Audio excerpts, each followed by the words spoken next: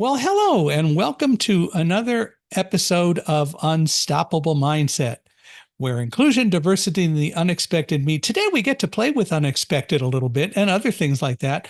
Part of the first incidents of unexpected in this episode is that our guest, Tünde Erdös, is from Austria. A little ways away from where I live, but with technology, which I love to pick on anyway, and I hope it doesn't rebel during this podcast, but with technology, everything happens immediately. So it's just like Tünde is next door or in the same room, and that's kind of cool. So she has a lot to talk about. And we're going to make this a fun episode. As I tell people, the only hard and fast rule about Unstoppable Mindset is we have to have fun. And that means you all as listeners have to have fun too. So if you're ever not, I want to hear about it. And if you are, I want to hear about that too. Well, anyway, Tünde, I want to welcome you to Unstoppable Mindset and thank you for being here with us today. Thank you very much, Michael. So I was so just on the fun side of it. It was so interesting that you said it's unexpected that because I was like, wait a second, what would you expect where I should be, and what should be the expected about me when actually all life is about unexpected. So thank you very much for introducing fun, and it sounds like energy. And I wanted to say something about a little bit like to contextualize the technological thing that you addressed, because people cannot see potentially or can just hear us. And I wanted to give a little bit of context. I am sitting in sort of a dining room, and I do have a candle lit for tonight for us, Michael, and for our audience. So there is this candle, which is in a crystal chalice, and I'm looking at it right now in order as as something that connects me with the world that technology is also doing, but in a different way. And this candle is doing this connection for me in a very special way, because it's the flame in it is dancing so nicely, although there is no air current here. There's nothing, or I think there is no air current, but it's dancing so nicely that this is how I would like to have our conversation today, dancing with you and dancing with the audience, and having fun along the way. Well, that's cool. Well, since we are recording this and video is on, you'll know better than I, will people see the candle? I'm going to put it in a place that people can see it. Yes. Oh, Yeah, good. right in front of me. Cool. There you Done. are. Well, would you please start by telling us a little bit about kind of the early Tünde, growing up and all that sort of stuff? Oh, ouch, that hurts. Would you would you have But expected this? it's good to get to know you. The early Tünde is somebody, and I happen to have a picture of me just also to my left. I don't know why I'm having this picture. I think I am 2 years old, about like 1.5 or something, or two-ish. And I keep this image next to me because for a good reason, because I want to be reminded of that young me versus this adult person that I think I am. And when I'm looking at that image, what comes to my mind is I'm somebody that loves digging in the dirt. And actually, I'm very kind of like full of dirt in this picture. And I remember that my mother wanted to take this picture of me, and I didn't like that idea of a picture being taken of me. And I was reprimanded. And actually, I think I feel a little bit ashamed because I was putting up a tantrum and she didn't like it. And I'm wearing a hat, which I normally do. And tonight I'm not wearing a hat. But actually, even when I was young, I was very much in love with wearing, head covers, like I'm wearing a hood or something. And as an adult, I'm doing the same. I usually wear hats. And I still love being like mm, having all my fingers in every pie sort of thing, in that I love complexity and I love playing with stuff that is not easy to deal with, sort of. So that's actually who I used to be, and I'm still am, I think. Well, you've done a lot. You went through school, you went to college, Yeah, and you yeah, have a PhD. yeah. Oh, that's a long journey. I'll bet it was. Anything you want to tell us about that part of that journey and how that's helped you become who you are today? uh, well, a PhD was never on my agenda. Actually, I wanted to be an artist. I wanted to become an artist because I loved drawing. And I seemed to be very good without attending school or going to any, artistic schools. But I happened to have kind of like, yeah, know how to had this natural way of drawing, and I was earning my pocket money with this. And and my parents didn't like the idea of me becoming an artist because they said, we don't want you to end up in the streets. So because I happened to be a good girl, and I always kind of like, I had my own way of doing things, but then my parents taught me, well, be reasonable, do this, go to school, go to college, go to university, go do that other things, because you're intelligent, you've got a brain. And I did that. But and I started with law because I was graduating from high school, and in Europe we had Latin. Back it was like 1994, and I loved Latin, and I loved the language and the Roman way of life and philosophy and all that stuff. All that is kind of like ancient and almost incomprehensible. And and so I said, okay, because I'm good at Latin and kind of like I'm very logical also. So that's what I was told that I was.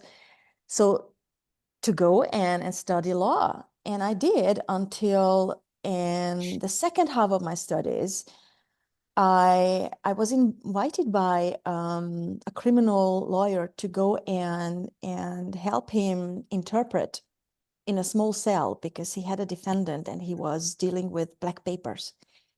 And that guy was speaking French only. And because I Mm. speak a few languages, he asked me, would you be happy to interpret for me in that cell? And then we went into that cell, and it was so tiny.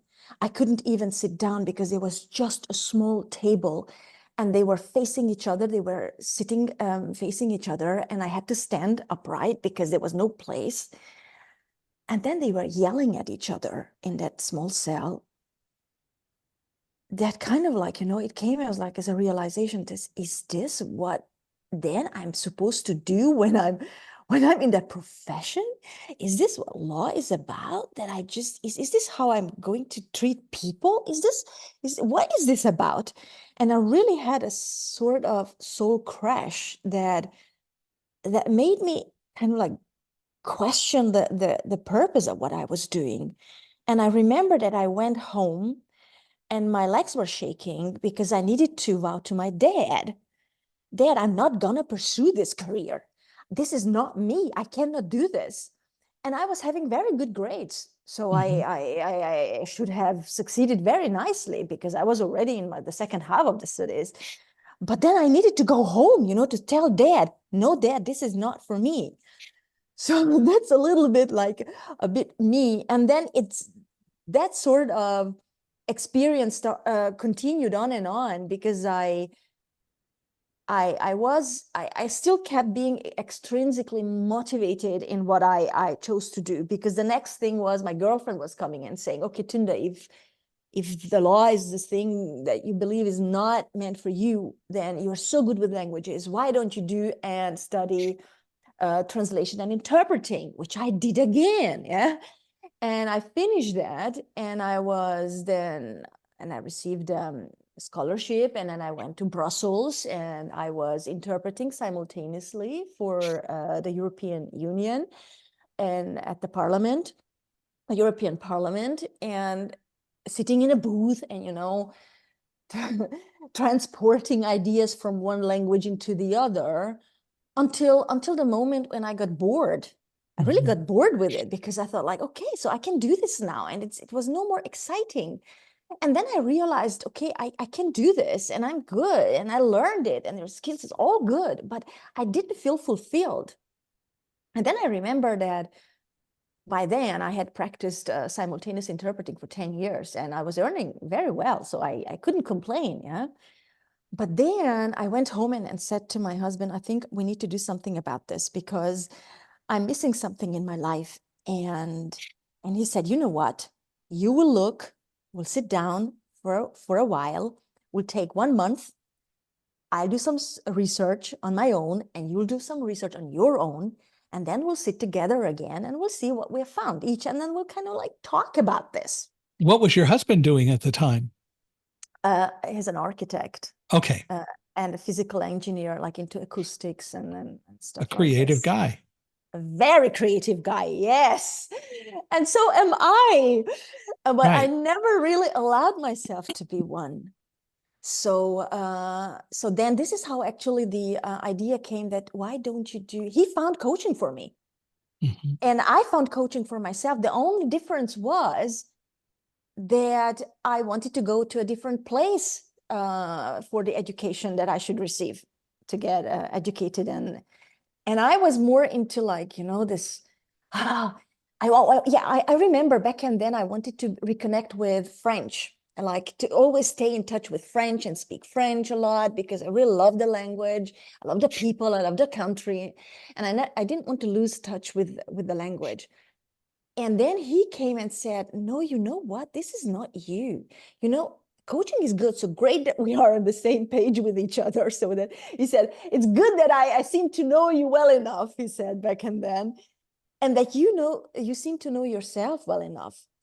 And then he kind of like, we had this talk around like, why not go to INSEAD, which is sort of the best place to be, kind of like it's very famous and highly reputed, at least in Europe and in Asia. And he said, no, look, this is too glossy for you. This is not you. You know what? I found something else in Great Britain, and it's very clear what they offer. And this is not glossy, it's down to earth, and this is who you are. You are down to earth, you are clear, you want to kind of like, you really understand things, you want to work practically, you want to be in the midst of it, you want to have this experience. You're not somebody that's glossy. You don't do that stuff. So I got persuaded, but I think it was a very good thing that he persuaded me to go to Ashridge Business School in the UK, because that's where I really started reconnecting with my creative side. And then that's where it all started up again, actually like more into the intrinsic motivational area where I really started doing stuff that I love doing. But I was still not there with a PhD because I needed to do my master's, and then I went on to do supervision. And then I was talking to my supervisor and I said, what's in for me next? Because it's so much fun to learn. And I really enjoyed the self-reflective bit, to learn and discover myself and discover the world. And it felt like, oh, there's so much out there that I do not know. And it's not just a few skills that you learn in coaching. It's really a lot more complex. And it's kind of really, it's not just black and white. It's not just all good. Coaching is not just all good. It has got its shadow sides. So what can I do? And at the same time, something happened in my life. I was sitting with a client of mine, and we had a moment of serendipity together, because very early on in the coaching engagement, she said to me, Tünde, while you're saying yes to me, but why is your body moving backwards? And I was like, what was I doing? So there was a moment where she kind of like noticed something that I had not been aware of. And I must vow that at that moment, when she had that she noticed that bit about me. I had accolades like galore. I was ICF MCC accredited at master level. I had my master's, blah, blah, blah. So I should have kind of like, this expectation. I should have noticed what my client was noticing, but I didn't. Mm. And then it was also crucial. The moment was crucial because she wanted to leave the coaching engagement. And it kind of like felt like shameful. It was a moment of shame and doubt and kind of like, what is going on here? And why do I not know? And what is it that I still need to discover? And how can I actually give back? So in all this moment of shame, I remember that I asked her to, can you just stay for another session so that we can reflect our relationship a bit? Because I would really love to understand what might have gone not so well for you that you feel like you can't trust this process anymore, because she said that she couldn't trust this. She Mm. didn't know what to trust because there was so much incongruence between the spoken words and the non-spoken words that she was just confused. Mm-hmm. And that's when I got sensitized to the to this phenomenon of synchronicity, nonverbal synchronicity, and how nonverbal synchronicity is more important than what we speak, the content of what we say, and all the knowledge and all the blah blah. It was more. And then I wanted to know, what do we know about this in coaching? And I found that it's a field, it's a blank page, that nobody has looked into nonverbal synchrony in the field, but psychotherapy had done so, and developmental psychology had done so, and other fields had done, and physics had done so. So of course that was the playing field for me. Like, yeah, how can I kind of like pull up my sleeves and dig in the dirty things of figuring out how relevant nonverbal synchrony is for our practice? And this is how I had come to doing a PhD. So it was not something that I wanted to do. It was something that had emerged through a critical moment in my practice. Well, Mm. so what was the answer to her question about why you were moving backwards, even though you weren't verbally saying that? Ah. Oh, well, that's like, can you be patient, Michael? Because that's Okay. another story. It's, what we figured out together was that when I got hired, and maybe I will say a little bit about the context of the client as well. So that client was a female client, and she was supposed to receive coaching because the CEO wanted her to be represented on board level. And the board back and then, it was a hydro company. So it was an engineering company in the hydro business, energy production. Yeah. Mm-hmm. So, and it was all male dominated. And the CEO had this idea to kind of like, for whatever reason, I don't want to judge anything, but Yeah. this engineer, this female engineer, was supposed to be kind of like supposed to level up and be represented at board level. And he wanted her to receive coaching to be ready for that role, and to be assertive, and for that position to be feel like successfully for her and for the others and for the organization, of course. And I remember that when I was hired and we had this hiring engagement, that we figured it out post-mortem, right? So it was, I didn't realize that in the moment when in the hiring moment. But what happened in that moment of hiring was that CEO was saying to me and pointing kind of like with his finger, saying, "You better make this one work." And he was kind of like, when you have the index finger and you point at something, and it's kind of like to make it clear that something should happen with the index finger towards me. And I did not notice how my body was picking up on the Mm. pressure, because for me mentally, cognitively, it was clear. Of course, like, I'll do my best. Of course, there's no guarantees, but of course, like, I'm here to support and the client and the organization, and I wouldn't be sitting here if I didn't feel that I could do the job. So was the finger pointing an attempt at kind of intimidating? It felt like, Uh-huh. and my body picked it up as such. Got it. Okay. Yeah.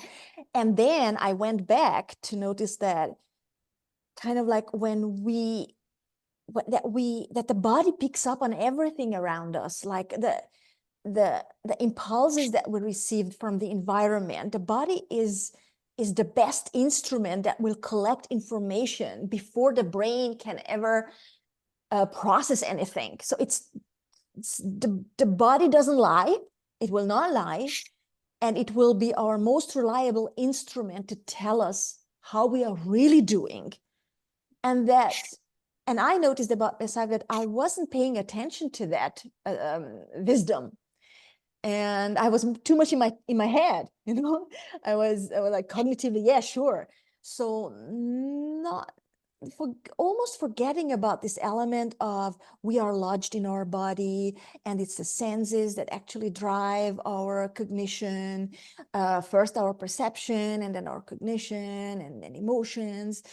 And I needed to reconnect with this, and how, if we are disconnected, the body and the mind, how that will show, and that the body will not lie, and this pressure that was lodged and picked up, which I kind of like did not pay attention to, would show in critical moments.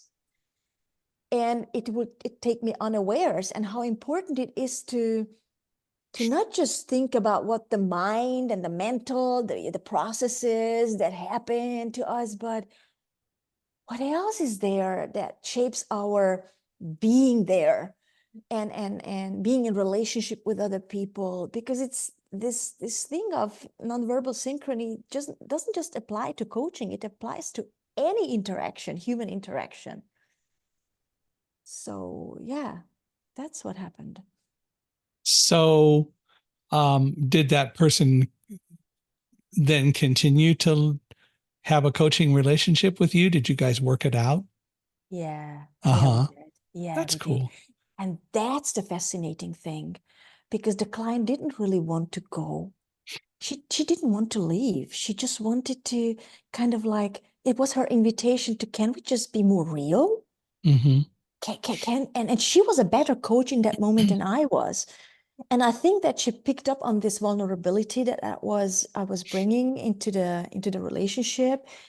And it was that bit because she was also vulnerable. We had some sort of a parallel process, you know. She was with that expectation that the CEO was having of her to move up the board level. She was just equally vulnerable as I was. And I think it encouraged her to also be more real, and to go and speak about this, not just accept it for what it is, and accept from the CEO that, oh, we want you to be there. And then, of course, as a soldier, you know, I am going to be, and I will be up, and I will take that position, and no questions asked. Yeah? So I think it was a serendipitous moment in how my vulnerability also enabled hers to successfully embark on her coaching journey, and then embark on that position. So it's interesting, right, how things come Yeah. about. How long ago did this happen? Um, why are you asking the question? Why is Just that important for curious. you? Ah, Just curious. just curious. It happened 2017. It Okay. happened 2017. So you've had a lot of coaching time since then, which is great. And you've been able to put that in perspective and obviously learn from it and move forward with it, which is great. Um, so you've been able to obviously have a lot of wisdom and learn from what happened with that event. I mean, you talk about it and you tell a really, I think, important story that is important. I think that one of the things that we often think about with therapists, and I think with coaches all too often, is they have all the answers. And the point is that oftentimes therapists, from a mental or medical standpoint, are supposed to have answers once they get all the information. But it's not a job of a coach to necessarily have the answers, but rather to guide the discussion so that the person being coached gets the answers. And in your case, you both came up with answers. And I think that's so cool. Oh yeah, I love how you're making sense of this. We both, and you know what? This is actually what matters, that it's like this flame here that's dancing, yeah, and this chalice, and this crystal chalice. It's kind of like there is an impulse, something in the air gives this flame an impulse to dance around. Mm-hmm. And I think this is what is happening in coaching too, that we kind of like are just around, we are there, and we give impulses, and then the client can dance around and with us, like it's they are not alone and I'm not alone, so the coach is not alone, the client is not alone. There is a context, there is more than just, and depending on the chalice, for instance, the shape of the chalice, it will be a different flame, it will be a different dance. And to be aware like how we are co-shaping each other, Yeah. and that's not there in our profession. We are talking about it a lot, like yeah but we are not really practicing it. This is not my perception, at least, and I hope Mm-hmm. that I'm not getting across as arrogant, but I'm not. It happened to me, okay, Yeah. and I think it will happen to other people, how we believe that we are there, we are present, but we are not. And that's Well, also what we found in the research, then, that coaches are not present most of the time, or too present, sort of. yeah, I think all too often, well, there's so many ways to say it. One, we take ourselves too seriously. Two, Yeah, we're not we're not necessarily in the present. We think we know everything and we don't. And from my perspective, uh, when I hear people talking about someone who's an expert and so on, it's great to be able to be viewed as being an expert. That doesn't mean, though, that you have all the answers. And the best experts are the ones who themselves recognize, I don't necessarily have all the answers, but I'm always learning and moving forward. And that's the most important thing I think that any of us can do. yeah, yeah. And you know what? That reminds me also of an example that may I give an example of another storytelling bit with another Sure, client. sure. It's again around something that is unexpected also, because you brought this unexpected up today, that is somehow sticking with me, Michael. I remember one incident when I was sitting with another client in my office, and I live in a forest, and it's very calm here, and really very calm. So, Mhm. and we do have neighbors, and the neighbors next door sort of like have a small farm and they have chickens and pigs and roosters and etc. And I was sitting with a client, and it was around lunchtime, and we have reached a stage where the client was reflecting for herself what she should be doing. So we had done this reflection process and just some discovery thing, and then she was about to reflect for herself what to do next, like this action taking bit, like what to do with all the discovery and insights, etc. And I remember we're sitting there in silence, and it was, this crisp silence that Yeah. is really unbearable, and it's kind of like. And I remember I was sitting there because I thought, like, I'm not gonna interrupt the client's process, when suddenly, when suddenly, but it felt really awkward, because it felt like, oh, oh, oh, shit. Sorry for my French, but I need to say that because this is how it felt. It felt like shit. Mm-hmm. How to interrupt this silence, and what would be the appropriate second and moment to interrupt the client's silence? Because at one point, it kind of like started to be very long. So what And happened? what happened was that the rooster next door started to do kikeriki, To crow, yeah.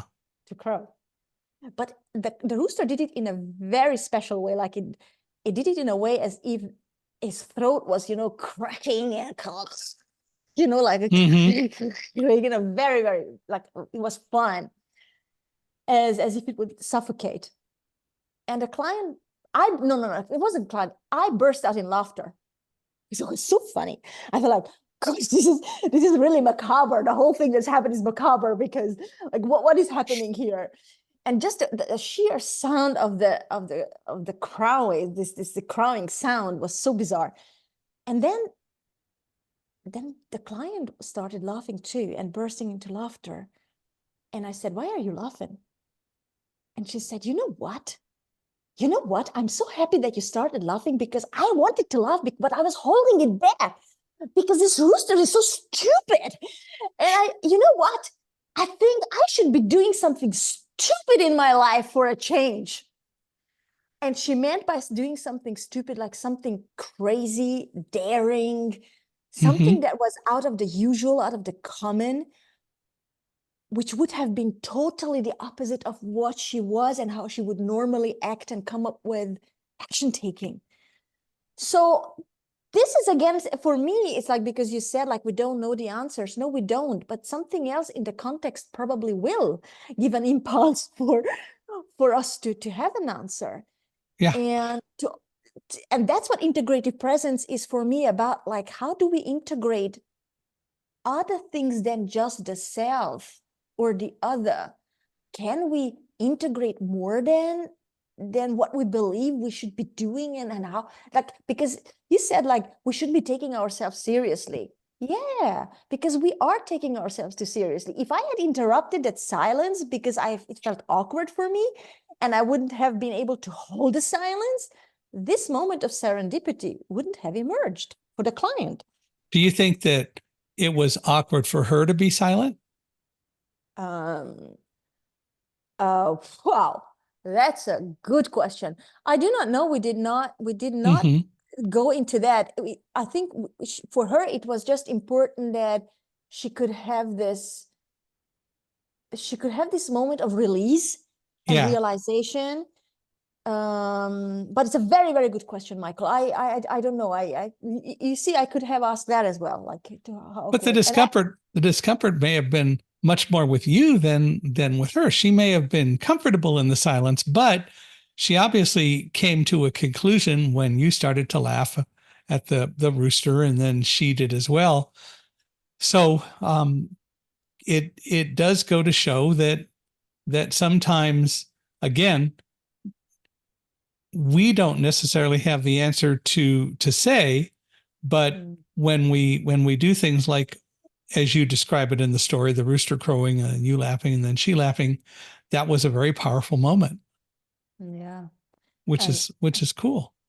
yeah, I'm happy that you're saying, because you're inspiring me to think further and say like, uh, if I, what would have happened? Yeah, because now we can take it further. What would have Hmm. happened if I had noticed what you noticed, that maybe she might have felt uncomfortable in that moment? What if I had addressed that moment?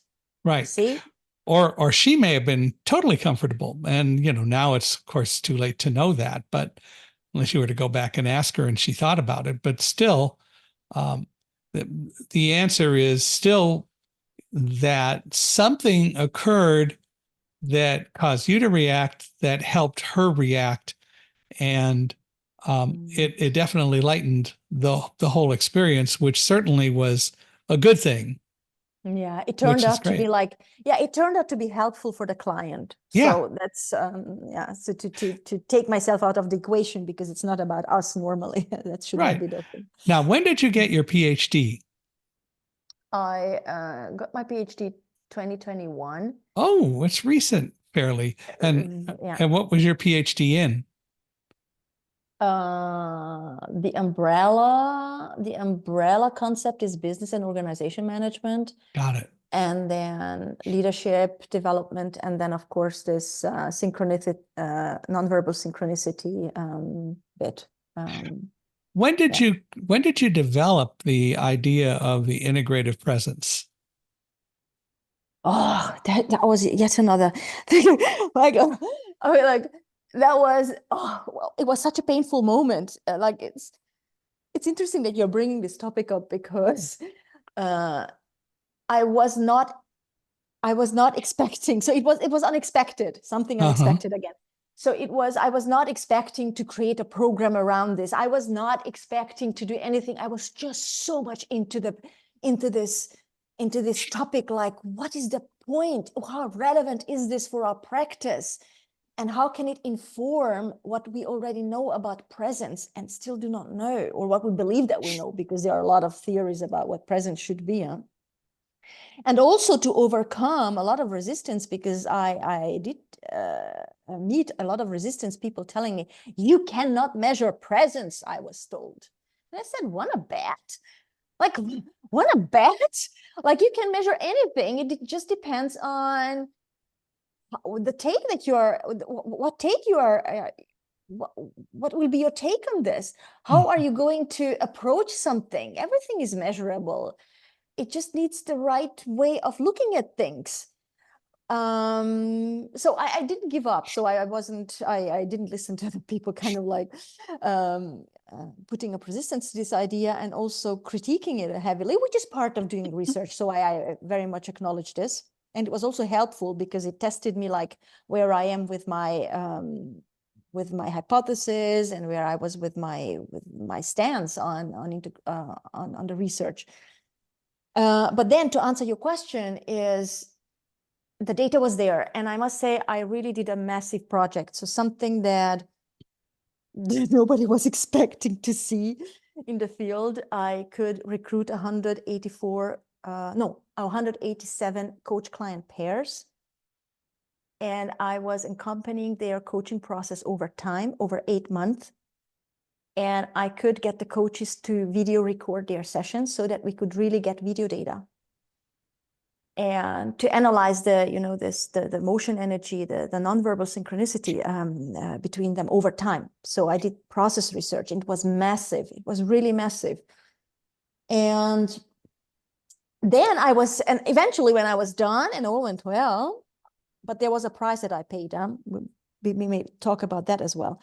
But when I had the data, I felt like, we were about to start measuring it. We couldn't measure it. We couldn't really, it reminded me of the people who started questioning, we will not be able to measure presence. And I was sitting at the feet of a mountain and I could not make any sense. And I said, this is not possible. I have had the commitment of so many coaches, so many clients, so many people are watching this project because it had received a Harvard grant. So there was a big obligation to deliver.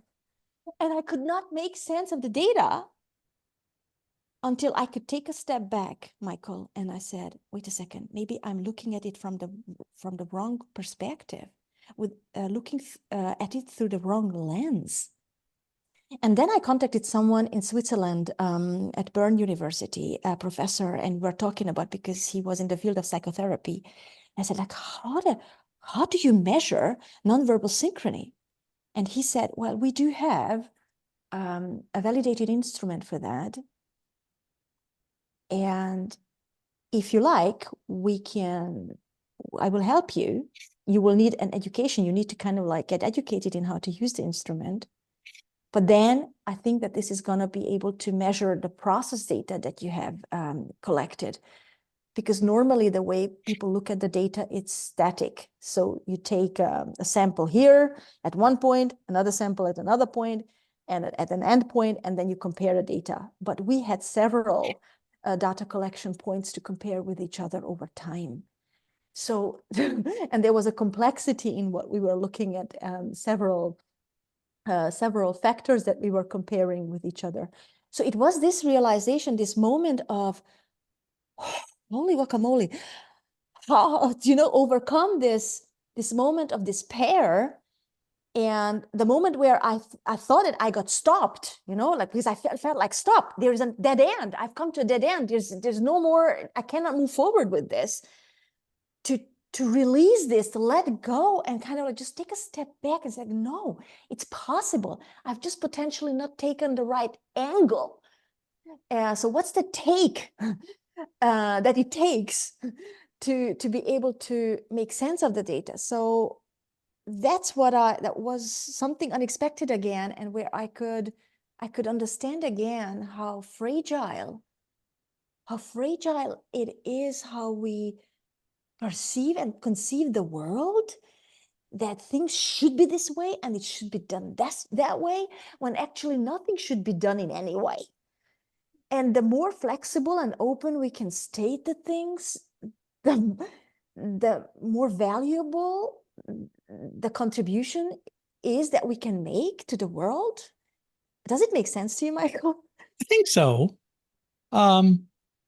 So you figured out how to measure the idea of presence then to a Yeah. degree. Yeah. But so what is integrative presence? Well, yeah, exactly. Sorry. Can you see, like, I can hijack everyone with my topic because I'm so passionate about it. Yeah. So like, and then we found that that presence is not what we thought it was, or it's more complex than what we thought it was, in that there are so many elements that play out. And I will be now practical, and I will kind of like give some examples. Whether or not we can be present, it depends on not just us, like let's say in my field, it's the coaches. And so far, we have talked about presence as something that is inherent to the coach. And that's why we call it coaching presence. It's the coach's presence, but it's not the coach's presence alone. That's why we found that it integrates the client. We are so dependent on the other person. We are so dependent, and we kind of like react and respond in different ways to each client. So we get influenced by the other person all the time, and that there is no fooling ourselves into believing that we are gonna stay clean, that we are gonna be a clean slate. This is a myth. This is folklore. But this is what we want to believe, that if we go and meditate for 5 minutes, and then we go into sessions, then we will be clean, and we will be cocooning with the client, and we will have the focus on the client. And this is myth. It's not happening, because we could see that the coaches cannot do this. It's even if they kind of like at the beginning, they sort of tune in and the presence is there, it can change over time, and they get influenced by what a lot without them becoming conscious of this. That's one thing that gets integrated. Yes. Yeah, Sorry. go ahead. No, go ahead. Another thing that gets integrated is also the environment, like the way I brought the rooster story. Yeah. There's a context, there is an immediate environment, like the room that we are in, the colors that the room will have, whether or not somebody is tall or short, or like circumstances that are physical, that are inherent to the physical conditions of the place, or the conditions of the person. All these things influence. Like, for example, I feel totally influenced by how you cannot see me. I constantly look at the screen to check, because I find myself, like looking everywhere a little bit to be with myself, but then to check in with yourself and can I see that you are with me? So there is this moment, we get influenced, and I feel fragile here, because of like, does it make sense what I'm saying? Yeah. Like just earlier I was saying, does it make sense what I'm saying, Michael? You remember? Yeah. Like I just a few seconds ago. So we are always so fragile, and we don't want to own it, this fragility, this vulnerability, that we get influenced by the physical space, by this immediate physicality, but that there's also a distant thing, like more, there's also a cultural bit. Like, we are different cultures. I grew up in a different world than you did. You had different experiences, so that will shape your philosophy of life. How you view life, what is important for you, what is good, what is bad, what is ethical, what is unethical. So that will be different to how I see ethical and unethical and good and bad. And the other part of that, though, is that how our philosophies are shaped and our backgrounds and so on, that is all correct. But also, if we are honest and if we are looking at ourselves appropriately, it is also an evolutionary process. So meeting with you, talking with you, meeting with other people and talking with other people can enhance, alter, or shift some of our perspectives. Absolutely. Mm-hmm. Yes. And are we ready to allow this to happen? Because Right. I will give you an example. I had a client, male client from Saudi Arabia. Okay. And we went into the coaching, and like I was coming in with an education from the UK. Yeah, I mentioned today that I went to Ashridge Business School. That's where I was educated, Right. etc. And there, the idea of the coach is that the coach does not instruct. So we do not teach, right? This is not, we don't hold the answers, you said, right? But Right. in Saudi Arabia, the coaches do teach. That's in their system. That's a culture that's in there. If you don't teach them, you don't instruct, they feel lost. They are confused. They feel that you leave them in the lurch. So it took a while really to find a common understanding of what coaching is. And for the client for me to kind of like tune in and do coaching that was valuable for him and that was fit for purpose for his learning style, Mm-hmm. rather than just insist on, this is how Ashridge taught me to be a coach, and I cannot let go of my philosophy of coaching because I don't know, the kind of like the world will break down or something. Mm-hmm. So to what extent can we let go of all these things that we were shaped by, which is very difficult because to be an ethical coach, I signed the codes of ethics that I will not teach. So it's not teaching, it's that teaching is something different than coaching. But in that particular case, the client needed a sort of thing. Otherwise, he wouldn't have been able to listen at all. I would have lost the client. Mm-hmm. So it's very complex, you see. Well, and the other side of it is it's a matter of you taking all of your knowledge and putting the teaching component of it, which is certainly something different in Saudi Arabia than what you find in Austria or England. But it still comes back down to your job is to coach the person, and the techniques that you have to use, whether they include teaching or not, is just part of what you have to do. And how much are you teaching in the traditional sense, or how much are you augmenting the coaching process? And that's also part of it. Yeah, it is, Michael. Absolutely, it is. And this adjustability, I like calling it the adaptability, to kind of cultivate a certain adaptability, intelligence, right? Around, and sometimes just let go of what we believe that should be. But that's also part of being present, because if I cannot let go of my belief system that something should be a certain way, can I be of value? Really? Right. So. Right. Well, and again,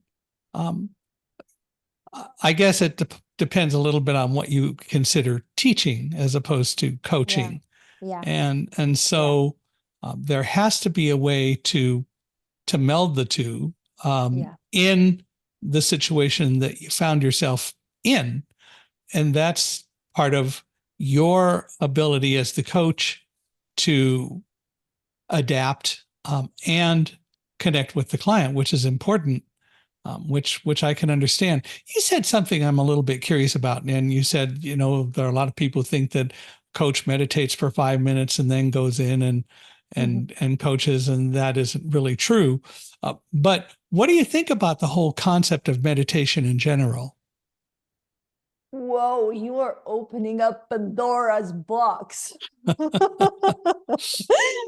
Oh, because what is meditation is, again, how do we conceive meditation in the westernized world as opposed to what it originally was and how it has evolved over time. I think that's a very difficult question, and I don't even dare venture into it. I just know for myself so far, and I'm very cautious with what I'm saying, what I know about it, is that there are several ways to meditate.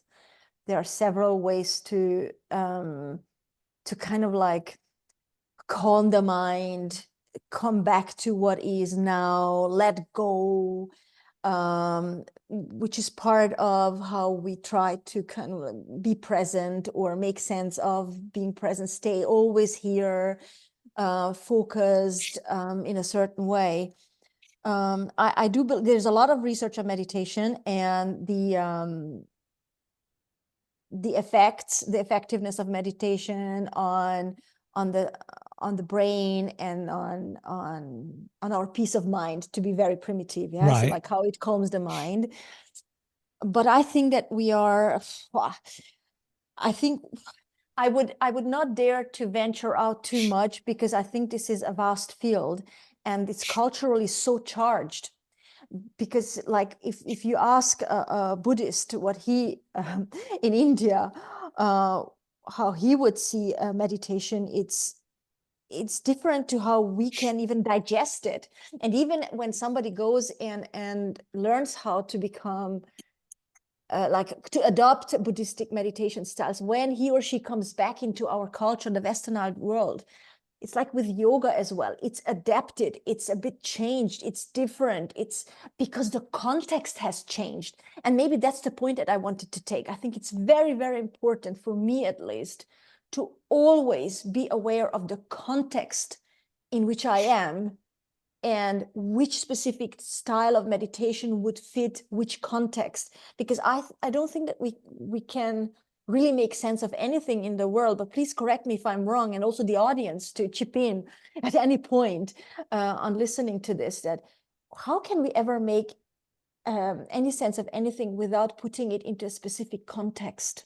Well, but meditation, um, certainly there are several different kinds of meditation, Yeah. but but and I wasn't asking about a particular kind, but rather the whole concept of meditation is that you utilize it however you do to calm the mind or become more back in touch with your mind, or again, maybe putting it in the way that you talk about it, really becoming more present.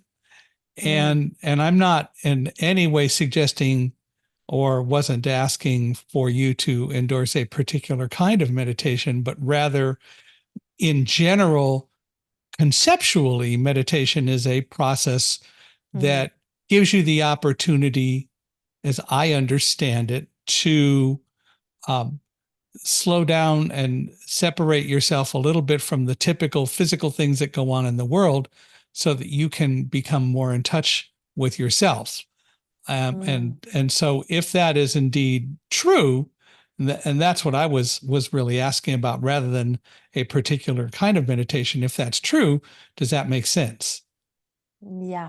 And like it's really like funny, because I just caught myself red-handed. I was just inquiring, but like, have I missed to be present enough with you when I missed the purpose of your question? I was kind of like inquiring into myself. Oh, wait a second. How come that I I could not, like, I didn't pick up on what you were asking for, Mm-hmm. and I went into that place about the different styles of meditation. So you see, there is this, that how fragile presence is, because I want to be here, and I want to kind of like, I think I'm listening to you, but still there is something that I seem to have missed in this moment with you, of what exactly the purpose of your question was. So that's what I'm sitting with, like, how interesting this is. Mm-hmm. And what if I had just taken a breath, you know? If I had taken just a conscious breath? Because when you were asking the question, Michael, I could, in my body, and I think I wasn't present enough, because my body was saying, in my stomach, it was vibrating, kind of like a membrane, was moving like a membrane, because I have a lot of respect for the topic of meditation. And you cannot know this. So this respect, again, is lodged in my body so much that it created this resonance, Mm-hmm. this movement of the membrane. And I did not pay attention to this, to kind of like to acknowledge it, take a deep breath, to be able to let go of this, to be there to listen to what you were asking me about meditation. So that's in the here and now. We are having this a sense of how can we meditate. I think in this moment I could have just taken a breath, and that would have sufficed to be more present as a way to meditate, and I didn't. Well, okay. But I think we dealt with it though. We got there, and I think that there are a lot of books written on meditation and so on, Yeah, and there are a lot of people who talk about it in different ways. And far be it yeah, from me to ever yeah. judge which way is right and which way is wrong. I think the ultimate goal of meditation is to get people to slow down and Mm, back off a little bit from just being involved 24 hours a day in the mm, world and giving your mind a chance to communicate with you. I think that we all too often don't listen, and I think that's part of presence, to our mm. minds. My Yeah, favorite example is there's a game. Are you familiar with the game Trivial Pursuit? yeah. So often when I'm playing that game with people, and I've been guilty of it, and I'm working really hard not to do it anymore. But a question will come up, and somebody will ask the question, and immediately I'll have an answer. Or I've heard other people say later they had the answer, but then they think about it for a second. No, that can't possibly be the right answer, but it was. We don't listen to our minds, Mm, and one of the things that meditation helps us do, mm, however you do it, is to listen to our minds and our hearts and our instincts. yes, in this intuitive thing that says, well, it is right, and that's a story. I could tell you stories about this intuition that I'm just in this story. Do we have a bit time so that I We have a tell little bit of time left. a Yeah. little bit? So I'm very happy to tell you the story. Something very painful, actually, that has just recently happened to me is has been within business development. So I don't know why. I don't know why I'm doing business development, because my coach was saying at one point, Tünde, you fell out of love with yourself and you fell in love with the outside world again. And was saying to me, because at one point, while I'm doing fine, sort of because there's so much social media advertising around and people telling like you should be doing this and that, and kind of like was caught by this FOMO thing, fear of missing out on something. Mm-hmm. I got trapped by the FOMO phenomenon, and I started investing in business development because I fell out of love with myself. And then at one point, in a very healthy way, my intuition, I would say in a very healthy way for myself, my intuition was saying to me that this is not the right thing for you. And also the way people are doing business development and all this marketing thing that's going on, it's not the right fit for purpose for you. And I started having this dialogue with the person that I hired, the expert that I hired. And we really had big discussions about this, because I kept telling her, look, I think it doesn't make sense in my case, and with what I would like to market and business and develop the business for. It's not about one size fits all, because she started telling me that everybody's doing this and this is the thing that's working for everyone, and in my experience it has worked for all my clients. And I said, I appreciate that, but my intuition says that this is not the right fit for purpose for me. So why not let go of the one size fits all for everyone and find a creative way for this particular thing that I would like to market here? And we are still in the discussion, but it's this intuitive. I cannot prove it that it's the right way, Michael. But my Mm-hmm. intuition says that no, don't go down that lane. Stay with it's not the right thing for you. But there's so much pressure, outside pressure, to believe in what everybody else is doing and what should be done, it's really difficult to hold a place for myself, huh? But if And to it's stay with really, this. but if it's really the right way to go, then she or someone ought to be able to offer something that demonstrates that. And until they do, you've got your intuition that's guiding you, and your intuition may very well be right. So the idea, of course, is to be open, Yeah, to explore all sides of it. But ultimately, you have to be the one to make the decision. That makes perfect sense. yeah, yeah, Yeah. yeah, yeah, absolutely. Yeah. Mhm. So we've talked a lot about presence and integrative presence and so on. As we do wrap up, what advice would you give to listeners? What would you like to see them do? What kind of things can you offer to just help people move forward and be better versions of themselves? Mm. A few things, I guess. Probably something courageous that I would encourage. I would encourage people to be more courageous around owning that we don't know, Okay.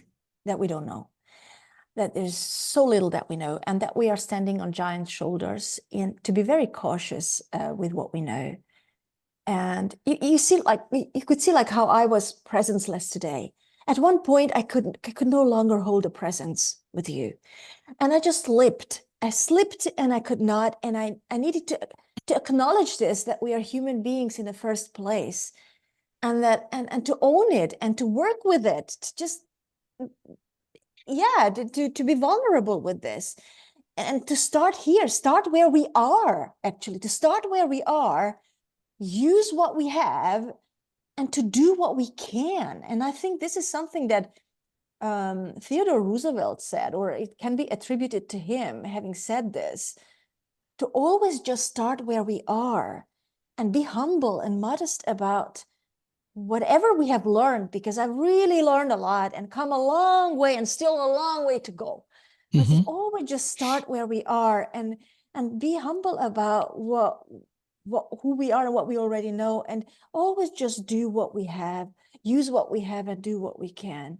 Stop predicting the future, and start comprehending what's going on now. It's so difficult what's going on in the world with us and in us. Like I was talking about this experience with the business development for a thing that I want to see marketed. How complex everything is, and it's so difficult to comprehend what's really going on. Why not be just starting there rather than talking about what the future will look like? Because uh, what does it, why do we care about something that we cannot predict and cannot control, and instead look at, like, what is that we can control, and keep asking ourselves, who do I wish to be in what I'm doing? Not so much the purpose and why we are doing the thing that we are doing and what for, all important questions, but most importantly, who do I want to wish to be in whatever I am embarking on? Because it's not on any map. We are not on any map. Our true success is not on any map. It's in how we are conceiving and constantly reshaping the who in what we are doing, Mm-hmm. and asking ourselves also, when I will have achieved what I want, then what? And then what? Because we get caught up in, I want this and I want that, and this is my goal, and I want to achieve this, and we are so good at achieving everything, and anything is achievable. People keep saying, if we can keep the focus on it and have the resilience to push through.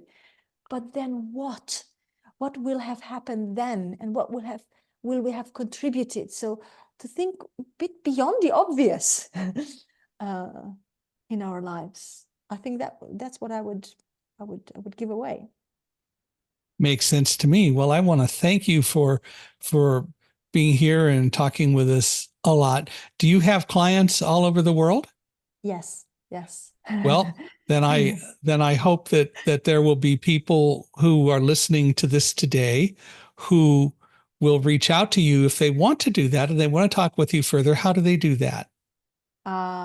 so they can listen to this stuff here again and again and again and share it in the world. Be grateful to you, Michael, because at this point, I really also want to be grateful to you that you have been circumspect in seeing me in Europe, and picking me out and becoming aware of what I'm meaning to do in the world, and for people to go and look on the website. And So what is your it's website? That's why I say, how do people reach out to you? So what's the website? it's www.tundeerdOes.com. It's my name without the umlaut, Without without the the umlaut. U and the, that's it. And just be curious, and be curious about you, Michael, because that's what is more important, is to see like how you have contributed to this dialogue to flow. I was really kind of like in awe. Thank you for listening the way you have and having taken me from point A to point B so graciously. So Well, to well, yeah. well, thank you very much for being here and being a part of the podcast today. Most people don't know. It took us a while to finally make it work. Our calendars weren't talking to each other very well. Talking about not being in the presence, the calendars were misbehaving, but we did make it work. So here we are. And I Yeah. really am very grateful that you were able to come on and be here with us today. And I want to thank all of you for listening. We really value you being here. Hope that you picked up some really good guidance and insights from this, and that you will indeed pass on our podcast information, and that you'll reach out to Tünde. We Yeah. really hope that you'll do that. So thank you. I'd love to hear from you. If you want to comment on today's podcast, please feel free. You can reach me at Michael H.I., Michaelhi at accessiBe.com, accessibe.com, or go to our podcast page, www.michaelhingson.com/podcast. Michael Hingson is michaelhingson.com/podcast. Wherever you're listening, please give us a 5-star rating. We love getting your ratings and love the 5-star ones. So thank you for doing that. And for being here. We will be back soon with another episode of Unstoppable Mindset. As I've told all of you many times, I also am a keynote speaker and travel and talk about September 11th and other things like that. And if you ever want a speaker, please feel free to email me at the email addresses I gave you earlier, or at speaker@michaelhingson.com.